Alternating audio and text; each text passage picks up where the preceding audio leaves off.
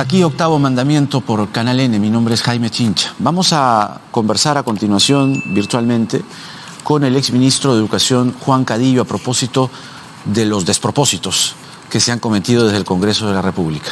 Señor Cadillo, qué gusto hablar con usted nuevamente después de tiempo. Buenas noches. Muy buenas noches, Jaime. Gracias por la invitación.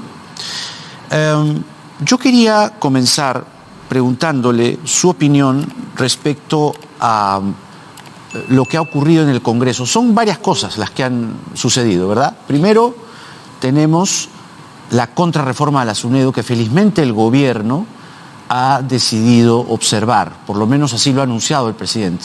Pero también está esto que es vil, a mi juicio ruin, de quitarle a los niños la posibilidad de conocer su sexualidad y además aspirar a una igualdad entre hombres y mujeres, a una igualdad de género. ¿Cuál es su opinión? En lugar hay que entender que tenemos que tener una visión de país y sobre esa visión de país, qué educación es la que queremos. Cuando nosotros empezamos a tener esa visión, es obvio que vamos a encontrar como aspecto clave en el área universitaria, en la educación superior, lo que es la SUNEDU. Y justamente esta norma no solo afecta este elemento de calidad universitaria, que es la SUNEDU, sino fundamentalmente la rectoría que tiene el Ministerio de Educación sobre la educación superior universitaria. No solo esto, sino que se quita a la SUNEDU de ser adscrita al ministerio y no se sabe a qué ministerio se va a adscribir, por ejemplo, la SUNEDU. Pero eso es gravísimo, es decir, que no esté adscrita a ningún portafolio, suena también a que lo han hecho a las patadas, básicamente preocupándose por sentar en el directorio de SUNEDU a las propias universidades para que sean gatos de despenseros. Exacto. Y ahí tenemos un enorme inconveniente, ¿no? Es decir, esta organización que sería reformulada, o sea, la SUNEDU 2.0, en realidad estaría por debajo, ¿no? Claro. O sea, sería menos 2.0. Exacto. Que en realidad sería un gran retroceso porque tendríamos una organización totalmente autónoma que no responde a nadie.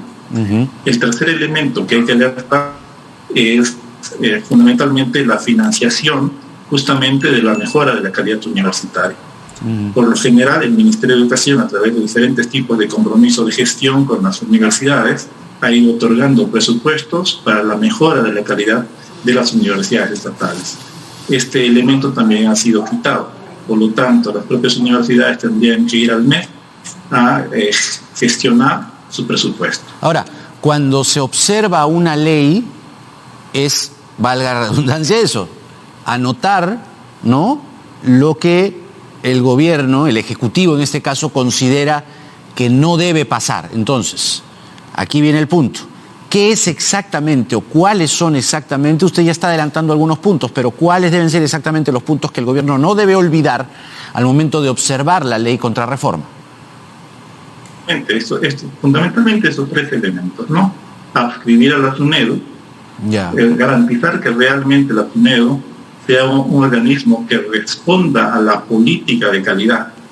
Cualquier organización es perfectible, siempre va a haber críticas para la SUNEDU, pero nuestro objetivo es justamente superar esas críticas y realmente que la SUNEDU sea empoderada.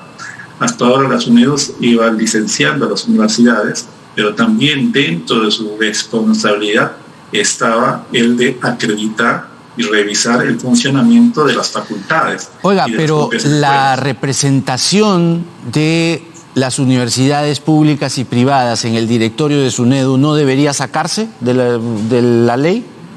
Exacto. Claro. Exacto. Es un elemento muy importante, ¿no? Ya que necesitamos una organización autónoma que justamente garantice una revisión, un licenciamiento que no esté supeditado justamente a tener a las universidades como elementos que se evalúan y al final ellos mismos se acreditan, ¿no?, o se licencian.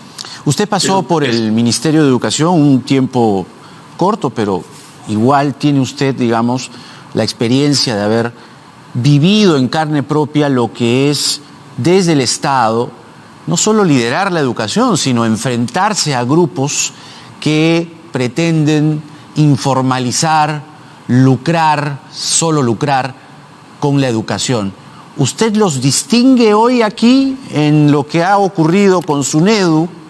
¿Usted distingue a estos grupos oscuros que han venido empujando esto desde hace buen tiempo? ¿Los llega a notar? Sí, efectivamente, ¿no? Siempre ha habido un conjunto de intereses de los congresistas, muchas veces particulares. ¿Qué hicimos en ese momento cuando empezamos a revisar, a tener estas presiones? Fundamentalmente, tener una visión de lo que queríamos lograr en la educación. Y cuando había estas conversaciones, si bien ellos querían poner varias cosas en agenda, nosotros les explicábamos cuál era nuestra visión a largo plazo y por qué la importancia de determinadas organizaciones. Y al final terminábamos conversando, ellos venían con una temática, pero al final nosotros poníamos las temáticas y sobre esas temáticas podíamos conversar. Por eso te digo que es importante tener una visión de largo plazo de qué es lo que quieres lograr. Y ahí empiezas a construir realmente un discurso que convenza justamente a los congresistas. Pero el otro problema, señor Cadillo, disculpe que lo interrumpa, tiene que ver con que estas organizaciones que transitan entre la oscuridad y la penumbra, no aceptan el grado de licenciamiento o los estándares con los cuales SUNEDU califica a las universidades. Entonces lo único que están pensando es en continuar con el negocio y ya resulta o raya en el alucine que sea el propio señor Luna el que vota en el Congreso con su partido y con su bancada cuando su universidad no ha sido licenciada. ¿Por qué nos permitimos esto como sociedad, señor Cadillo? Es una barbaridad. Claro, es una barbaridad, pero esto se permite cuando no hay justamente una estrategia y un plan, una visión de educación. Cuando tú tienes una visión de educación, en realidad tú puedes conversar con los congresistas y les explicas cuáles son las razones y los fundamentos, y con ellos, bueno, por lo menos podíamos conversar y podíamos entender las necesidades y las diferentes aspiraciones que se tenían para el avance, ¿no? Hablábamos, por ejemplo, de un currículum que tuviera una capa STEAM, es decir, tecnología, ingeniería, arte, matemática. Hablábamos de la digitalización, de la posibilidad de poder desarrollar una educación virtual para aquellas personas que habían abandonado el sistema de cualificación. Trabajábamos con la SUNEDU, por ejemplo, a un modelo de internalización de las universidades. Y todos esos elementos en realidad podríamos convencer justamente a los congresistas.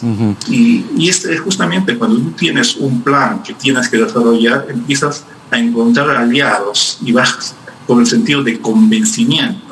El gran inconveniente es que muchos de estos elementos en realidad no se notan. Es que no hay convencimiento posible de negociar cuando la billetera está de por medio, pues. Ese parece ser el problema. Aún haya la billetera cuando muchos de los congresistas tienen buena fe. El gran problema me refería a los dueños de las universidades, pues, ¿no? Claro, siempre va a haber estos lobbies. El problema parece ser es que ellos, el convencimiento ha sido de las universidades no licenciadas y todos estos grupos oscuros a los congresistas. No sabemos cómo han sido persuadidos. Podemos imaginar muchas cosas, pero mira, la persuasión ha ido por el lado de estos grupos oscuros. Exacto, pero cuando tú no tienes un conjunto de lineamientos... Claro, si no la tienes clara, sí, pues, es verdad. Entonces no hay forma de diálogo, ellos simplemente vienen al ministerio con un conjunto de requerimientos, de propuestas aisladas, y por lo tanto, como tú no tienes una visión de qué vas a construir, entonces al final terminas cediendo o simplemente no reclamando, dejando hacer. Oiga, para usted, ¿qué piensa o para usted cómo se va a aplicar esta ley, ¿no?, que ha sido aprobada en el Congreso, que en la práctica elimina el enfoque de género del currículo escolar y le da a los padres la potestad de decir qué se les enseña a sus hijos e hijas y qué no se les enseña? ¿En qué parte del mundo ocurre esto? Solo en el Perú. Y en realidad el elemento ahí, nosotros nos vamos dando cuenta como maestros que necesitamos el trabajo con los padres de familia, que el ministerio necesita el trabajo con los padres de familia, pero hay un sentido de rectoría del ministerio. El ministerio invierte justamente en elementos científicos, en elementos técnicos que garanticen que los materiales son adecuadamente preparados. Es obvio que en algún momento estos materiales pueden efectivamente ser revisados, consultados con los padres de familia, pero la última palabra la tiene que tener el ministerio y no los padres de familia. Pero ahora la última palabra lo tienen los padres, pues, y las madres. Exacto. Pero además ahí está el gran inconveniente, no en que la última palabra lo tengan los padres, sino que hay solo un segmento de padres. Es decir, grupos organizados que tengan un registro y no todos los padres de familia. Y estos grupos organizados son justamente aquellos que tienen cierta reticencia al enfoque de género, a la igualdad de varón y mujer, a los elementos de la sexualidad, incluso a otros elementos más, ¿no? Como son los elementos de la fe y otros elementos que van construyendo y a veces en realidad tergiversan la necesidad de todo un conjunto que constituye nuestra sociedad. Usted como educador, nosotros tenemos una opinión, pero nos interesa la suya.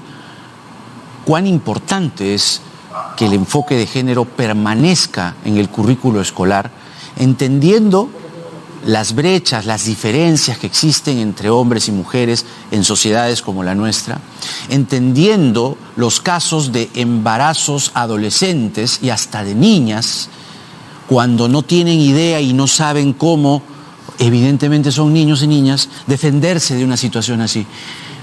Esto que le estoy mencionando, por citar estos dos casos puntuales, están dejándose expuestos a los niños y a las niñas al haber aprobado esto, al haber permitido esto.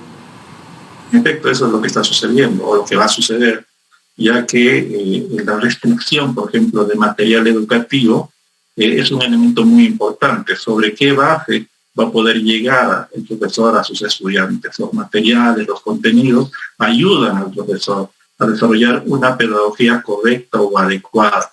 Y es obvio que siempre en los colegios hay una conversación y hay un conjunto de negociaciones que se hacen entre el profesor, el grupo de maestros con los padres de familia. Pero si no hay material, ¿sobre qué base vas a enseñar? Es triste, realmente. Y justamente la tesis del presidente Castillo y la señora Lilia Paredes tiene que ver con el enfoque de género. Ojalá que esto le haga ver un poco que tiene que ponerse duro. Sin embargo, la tesis, según el programa Turnitin, tiene un 54% de coincidencias, lo que los expertos llaman plagios. Y la Universidad Vallejo en este momento está desplegando una investigación. ¿Usted ha podido tener acceso a las pruebas que se han mostrado? ¿Usted ha podido revisar lo que se ha denunciado? ¿Y qué opinión tiene usted del presidente después de lo que hemos conocido y hemos visto todos? Bueno, las referencias que tengo son por los informes periodísticos. Creo yo que es importante un análisis, una revisión de parte de la universidad que saque el conjunto de conclusiones, teniendo en cuenta los reglamentos de ese momento, y en caso pues de demostrarse que esto ha sido así, como hay la denuncia, pues lamentablemente nosotros somos prisioneros de nuestros actos y de nuestras decisiones, ¿no? Y ahí va a tener el señor presidente que tomar una decisión que pues, para mí sería pues de decoro, de dar un paso al costado. Si es que esto se demuestra de acuerdo a la investigación, para usted el presidente Castillo debe renunciar. Sí, efectivamente ya ha sucedido en otras realidades, donde realmente estos elementos de propiedad intelectual en una sociedad de gestión del conocimiento son aspectos punibles, ¿no? Y por lo tanto, pues es obvio que en un primer momento lo ideal sería que si realmente se reconoce el error, pues pedir disculpas, ¿no? y tratar de avanzar. Pero si esto no sucede, lamentablemente, pues al final la universidad tendrá que dar un informe. Si ese informe es desfavorable, lamentablemente, pues bajo mi criterio, tendría que suceder eso, ¿no? Señor Juan Cadillo, le agradecemos mucho por esta entrevista y sus opiniones siempre son bien recibidas. Que tenga usted muy buenas noches.